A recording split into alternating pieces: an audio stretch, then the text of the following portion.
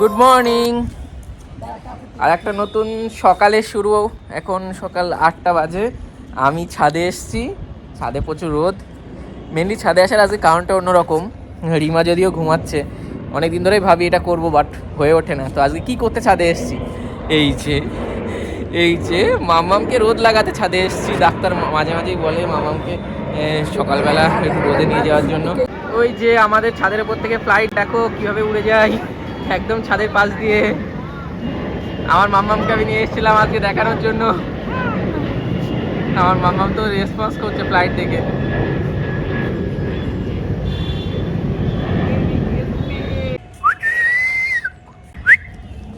আমার মাম্মাম তো খুব মজা পাচ্ছে, পাপার সাথে আজকে ছাদে ঘুরে বেড়াচ্ছে। যদিও মাঝে মাঝে রোদের দিকে তাকালে ওর খুব চোখ জ্বালা করছে, অন্যদিকে তাকিয়ে নিচ্ছে। ও কিন্তু সত্যি খুব মজা করছে সকালের আজকে মর্নিং ওয়াকটা ছাদের উপরে। এই যে ও মাম্মাম,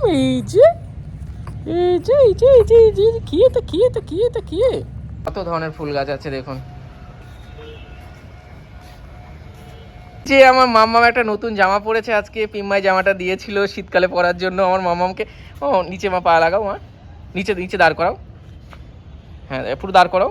হ্যাঁ দাঁড় করাও। হ্যাঁ দাঁড় করাও। এই যে আমার মাম্মামকে দেখো কি সুন্দর লাগছে আমার মাম্মামকে। হাতো মাম্মাম হাতো। Good morning. আজকে অন্যরকম ভাবে ব্লগটা স্টার্ট করলাম। প্রত্যেকদিন তো রিমা করে, আজকে আমি খাওয়াবো সবাইকে রান্না করে। কি রান্না করবো না এমন কিছু না। সকালবেলা আমি নিচে গেছিলাম, তো দেখলাম একজন এক গাড়ি ব্রেড নিয়ে এসছে সব দোকানে দোকানে সাপ্লাই করার জন্য। তো আমি তার কাছ থেকে 5টা ব্রেড নিয়ে এসেছি। চারটে আনলেই হয়ে যেত, বাট 5টা নিয়ে এসেছি। এর মধ্যে একটা ক্রিম ব্রেডও আছে, রিমা আর মা খেতে খুব ভালোবাসে, ওটা ওদের জন্য। আর এখান থেকে 3টে ডিমের টোস্ট করবো এখন, 3টে পাউরুটি, আর একটা পাউরুটি বাপি খাবে। বাপি যেহেতু খায় না, তো এই 3টে ডিম টোস্ট আমি আজকে করবো। তো এই জন্য আমি নিয়ে নিয়েছি পেঁয়াজ, লঙ্কা আর একটু ধনেপাতা। তো ডিম টোস্টটা করে নিই আজকে। ওদেরকে আমি খাওয়াই দেখি, যদিও আমি রান্না বান্না অতটা পারি না। তো আজকে বাড়িতেই আছি আমি, কারণ আমাদের পাশেই জুলিয়ান ডে স্কুলের আজকে অ্যানুয়াল ফাংশন আছে। আর আমার যেহেতু জুলিয়ান ডে স্টুডেন্ট সকালে পড়া থাকে, ওই জন্য ওরা ফাংশনে গেছে বলে আজকে সকালে ক্লাসটা নেই। ওই জন্য আমি ফ্রি যেহেতু আছি, করা যাক।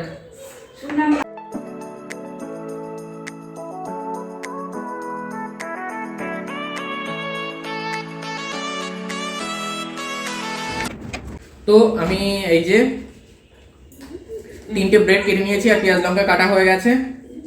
তো এগুলো নিয়ে এখন কিচেনে যাব। Let's go to the kitchen.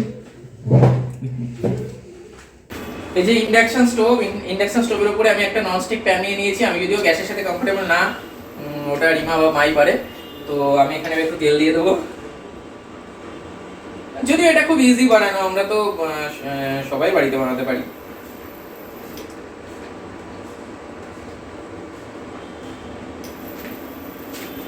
আর এই যে এটা ডিম ফাটানো হবে, এই যে খুব সুন্দর আওয়াজ। হ্যাঁ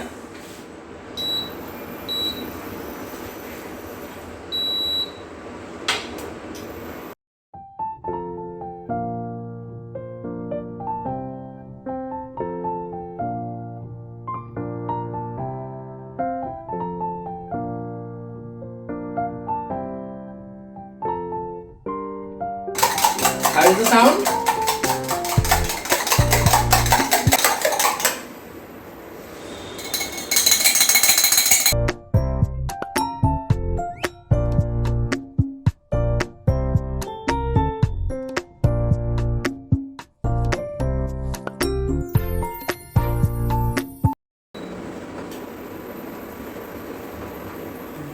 দেখাতেই পারবো না, এটা কি সুন্দর গন্ধ বেরোচ্ছে।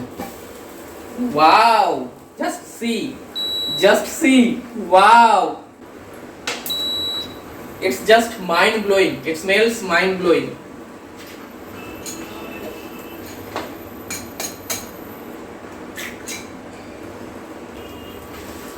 অলরেডি একটা সার্ভ করা হয়ে গেছে।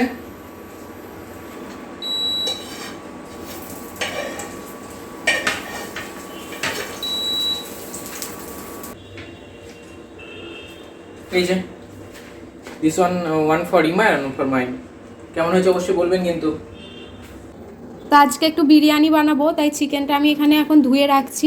বিরিয়ানিটা আমি রাতেই বানাবো, কিন্তু এখন চিকেনটা ধুয়ে আমি আজকে অনেকটা দেরি হয়ে গেছে, এখন ম্যারিনেট করব না। বিরিয়ানির চিকেন আমি একটু ম্যারিনেট করে রান্না করি।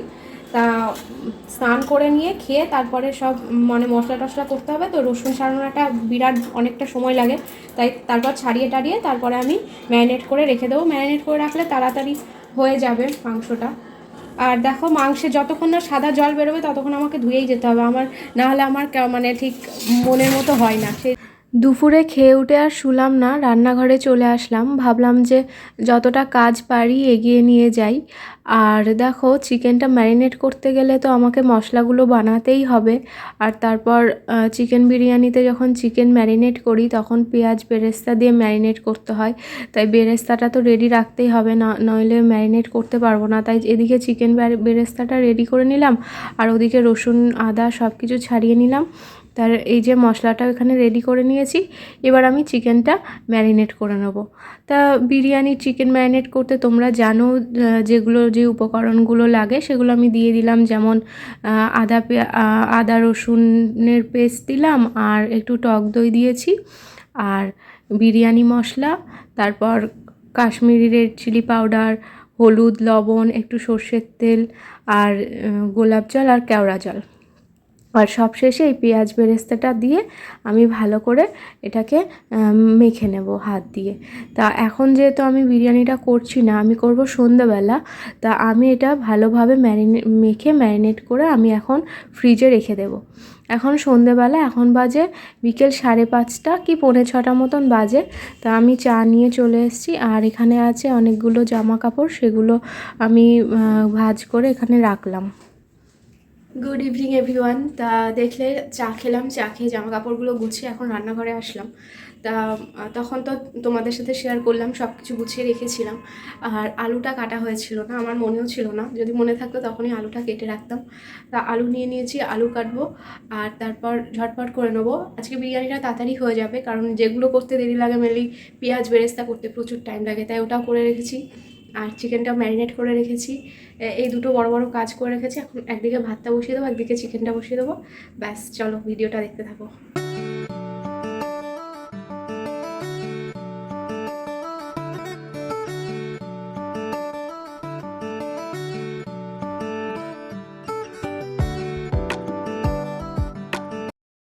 তা ঘরোয়াভাবে কিভাবে বিরিয়ানি বানাই, তা সেটার একটা ভিডিও কিন্তু অলরেডি আমার চ্যানেলে আমি দিয়েই দিয়েছি। তা তোমরা পারলে একবার দেখে নিতে পারো যদি মনে হয়। আর বিরিয়ানি কিন্তু সবাই একভাবে করে না, এক একজনের এক এক রকম প্রসেস থাকে, সেটা নিয়ে করে। তা আমি এইভাবেই করি, খুব ঘরোয়াভাবে, আর একদম অল্প তেল মশলা দিয়ে বিরিয়ানি করতে বেশি পছন্দ করি। আর এদিকে চিকেনটা আমার কষানো হয়ে গেছে। তা কষাচ্ছি, আর একটু নরম হলে আমি চিকেনটা নামিয়ে নেব। তারপর আমি একে একে লেয়ারগুলো করে নেব।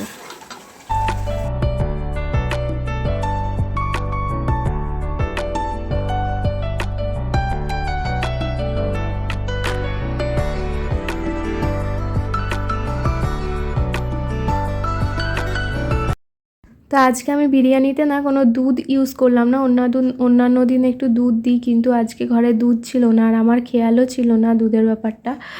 তা দুধ ছাড়াই করলাম। তা ভালোই হয়েছিল খেতে, যেহেতু পরে ভয়েস ওভার দিচ্ছি তাই তোমাদের বলতে পারছি, ভালোই হয়েছিল খেতে। আর এটা আমার ফাইনাল লেয়ার, আমি 2 থেকে 3টে লেয়ার দিয়েছি।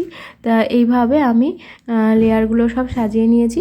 এবার আমি এটাকে ভালোভাবে ঢাকা দিয়ে দেবো। আর আজকে আমি একটা জিনিস অ্যাড করেছি, যেটা আমি আগে করি না, সেটা হচ্ছে ধনেপাতা। তা দেখি যে কেমন লাগে, আজকে অ্যাড করে দিলাম। তা ভালোই লাগছিল, বেশ একটা ফ্লেভার এসেছিলো ভালো।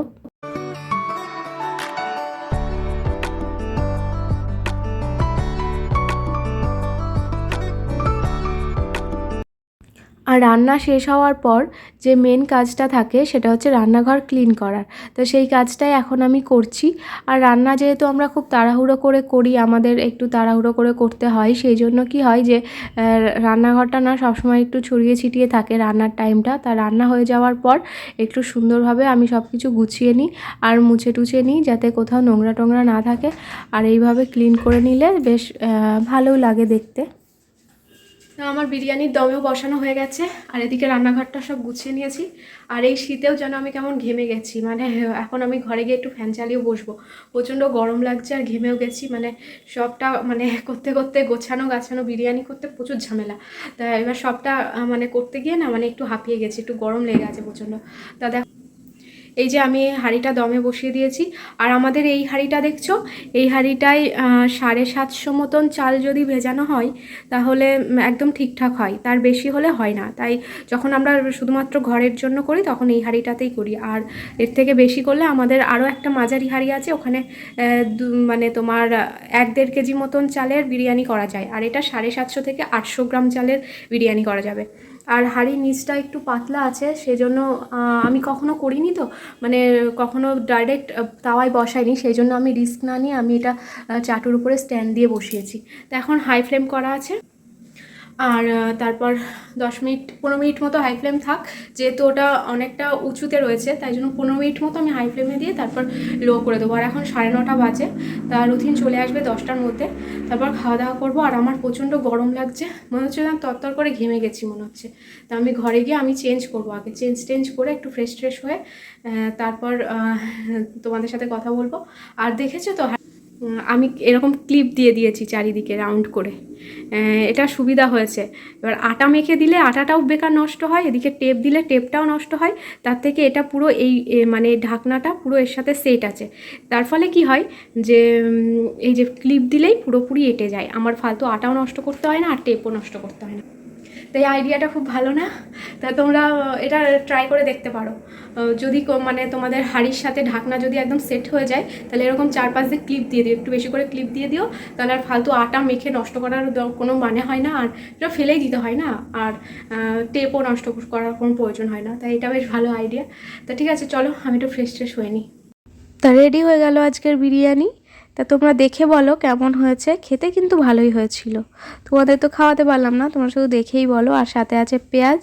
তো চলো ভিডিওটা এখানেই এন্ড করে দিচ্ছি, দেখা হবে আবার নতুন কোনো ব্লগে। ততক্ষণ তোমরা সবাই ভালো থেকো, সুস্থ থেকো। আর ভিডিওটা যদি কোথাও ভালো লেগে থাকে অবশ্যই কিন্তু লাইক কমেন্ট শেয়ার করতে ভুলো না। Bye, good night.